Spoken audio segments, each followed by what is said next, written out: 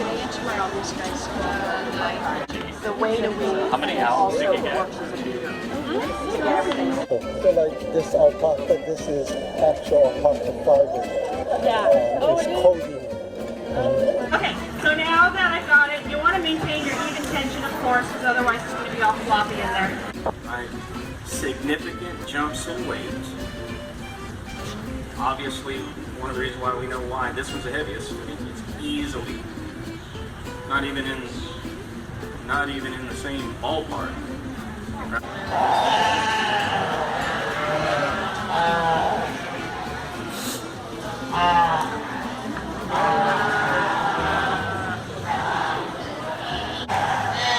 As we do this Ram Lamb class here, I thought that they had already made my job difficult when they bring me about the extreme that we can do. We're going to try to judge them as close as I know to the breed standards that they have attached to each one on the closest breed they represent. We're going to start up here with the...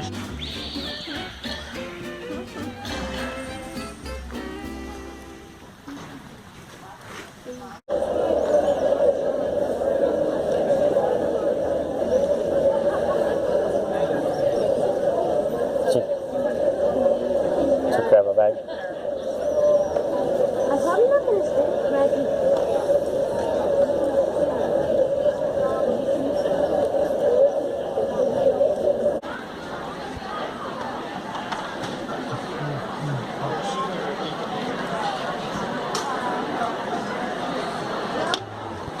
Not now.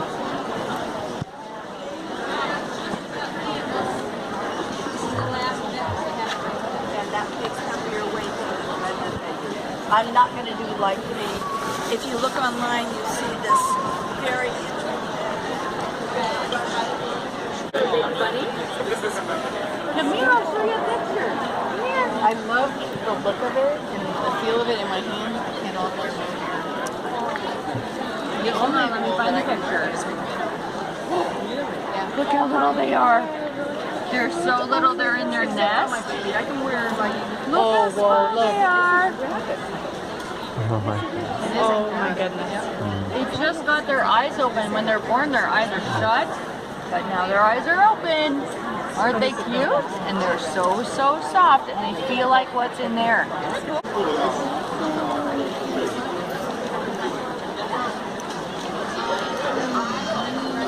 Wow. I like this too.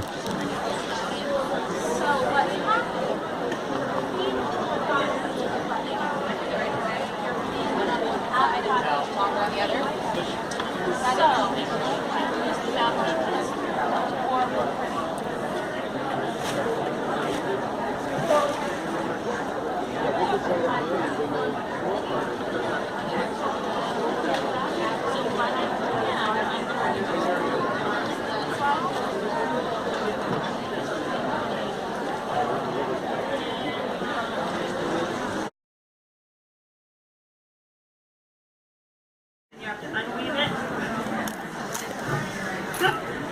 Do it again.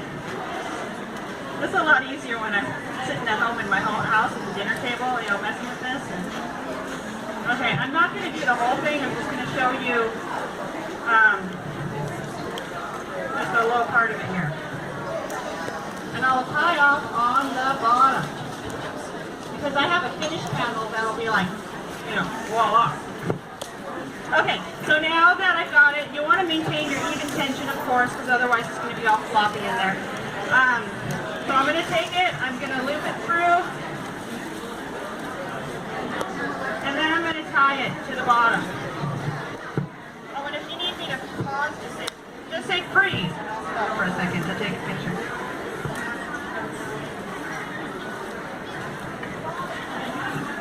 Okay. And then you have to have that flare every time you do it. You got to make sure the yarn jumps out of your hand. Okay. So here we have a little work. I have found, I don't know what brand makes these. It looks like a boy, but I don't think so. It's these little yarning needle things, yarn needles. Seaming needle, I guess. And it fits any size yarn.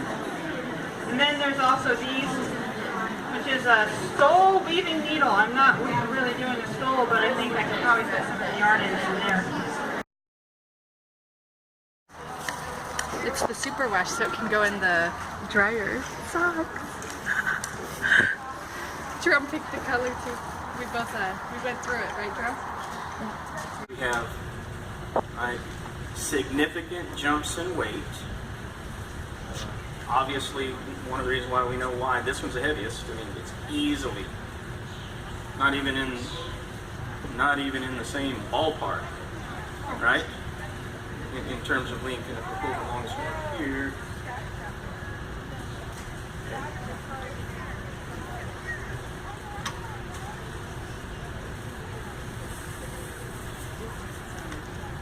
To change this fleece any, I'd like for it to stay more correct as it moves towards its base.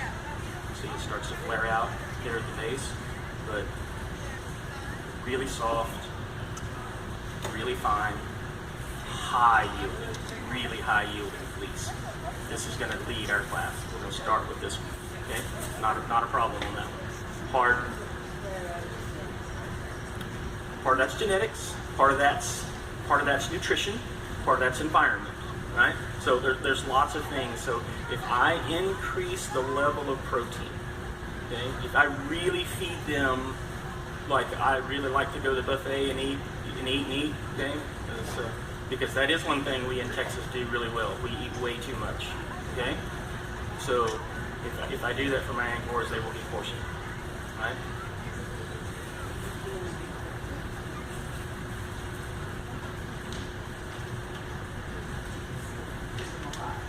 If I feed them too rich and too high of a protein too fast, it will make their hair more coarse.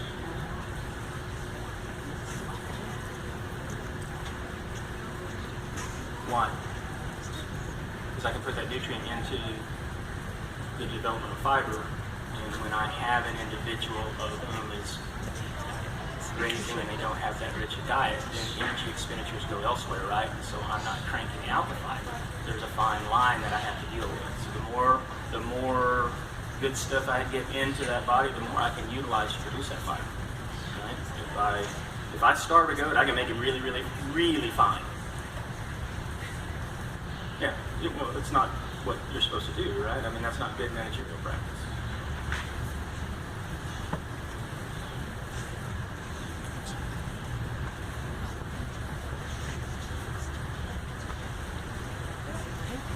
All right, so we're going to place this class the way, and I'm staying uniform to the way I have done all day, right? Weight, fineness, volume, clean, high yielding, easily wins the class for us today. We move to this one. Probably the least in terms of how much it's going to yield. We're going to wash a lot of stuff out of this one, and you can feel some oil in this one, and we like that, not the oil that we grabbed in that one. Okay, you can feel some of the natural oil in this. We get a little bit of variation in the way that this fleece kind of comes together. If you were to tell me that right there, I would say we're getting really close to adult, the way that's looking, right? For yearling. But this, right? That's kid. We grade that kid. Okay. So I've got some more fineness of fiber in this particular fleece, although I know that I'm going to wash some of that out. What I like about this one is I like that it really is, it's uniform. Everything in here is going to be the exact same. And I really like the color. It's the coarsest all the way through. And it doesn't have quite the character of hair that I look for, right? I want some character in my mohair, okay? But really rich. It's got a really rich color to it. And some more weight. Maybe we can play with these others, but not for me today. All right, 1, 2, 3.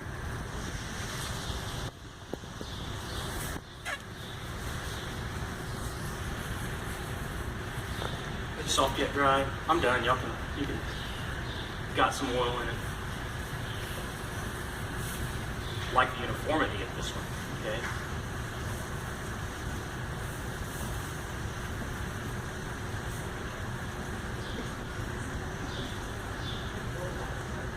Yep. Okay, good. So you can corroborate, right? I'm not crazy, right?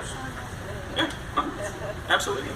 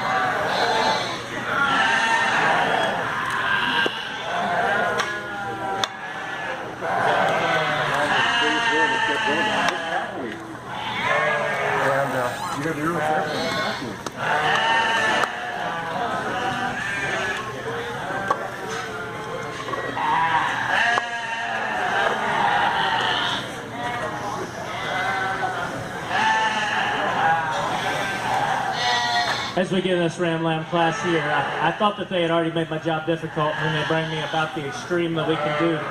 We're going to try to judge them as close as I know to the breed standards that they have attached to each one on the closest breed they represent. We're going to start up here with the sheep that I think wins the class in terms of body. I think you look at the luster and the fleece quality from end to end. I really like that bright shine to it. It's got a beautiful color in there. It's very consistent. It's uniform in terms of that luster all the way throughout. I think he wins the class pretty easy. As we come in here in second, I think it's the one that's got a really good handle, a really good feel. I think the feels and handles consistent from end to end.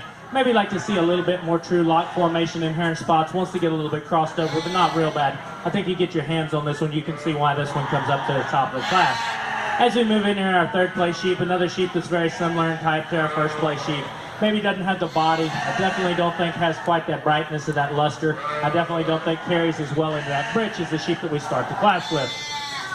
As we move in 4 and 5, we've got some difficulties here. The sheep in 4, I would like to change his back legs. We don't get real hard on structure on Shetlands, but I'd like to change him a little bit the way he gets out, the way he moves. He's got a really good lock formation. He just doesn't have quite the handle, quite the softness of the sheep that we have here in second. I don't think he's got quite the quality of wool in it. As we move in here in 1 and 5 is a difficult sheep in the class for me. Definitely one of the softest handling individuals that you've seen this week. But there's not a real clear-cut lock formation to me. I'd like to make those locks form better. He's really fine for what he is. I'd just like to see him be a little more lock formation instead of just be fiber all the way across.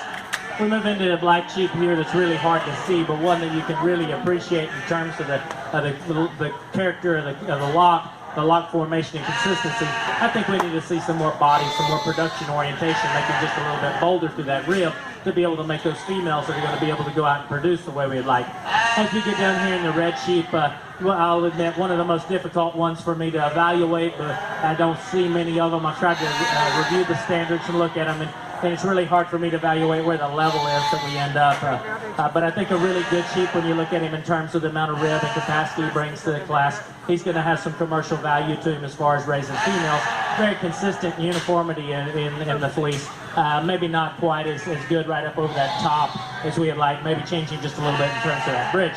As we move down in hair class, I think rams that we just get a little bit more refined, a little bit more feminine in the make. I'd like to stouten them up just a little bit, maybe make them a little bolder, make them a little more uniform from front to back in the fleece. Let's give them a round of applause.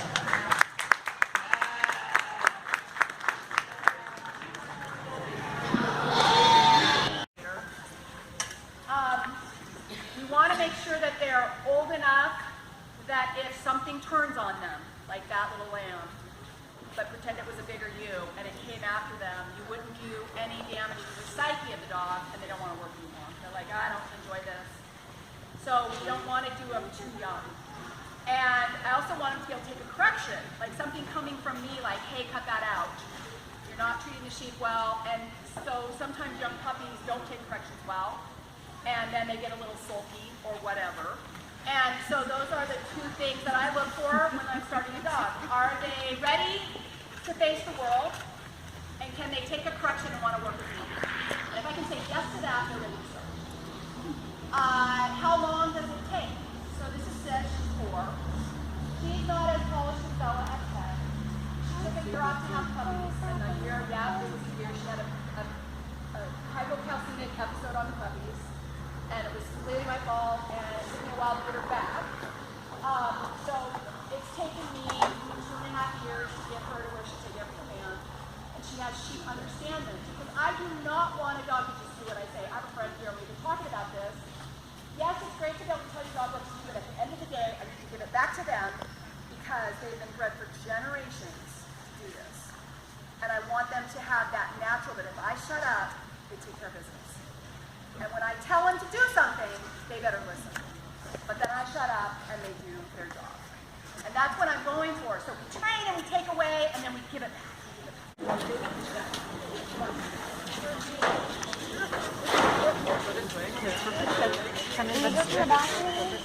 You can go. Conrad already went right there. I think your brother. I'm sure just going to be very weird people on there. Conrad went. There's no weird people, right? Jerome is so cute. And what's the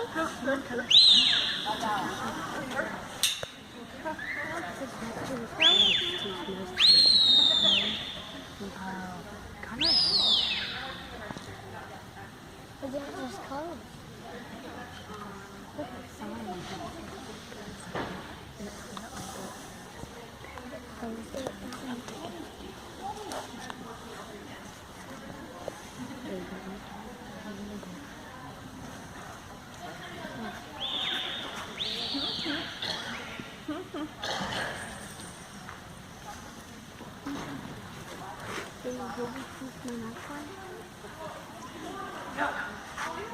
For another one.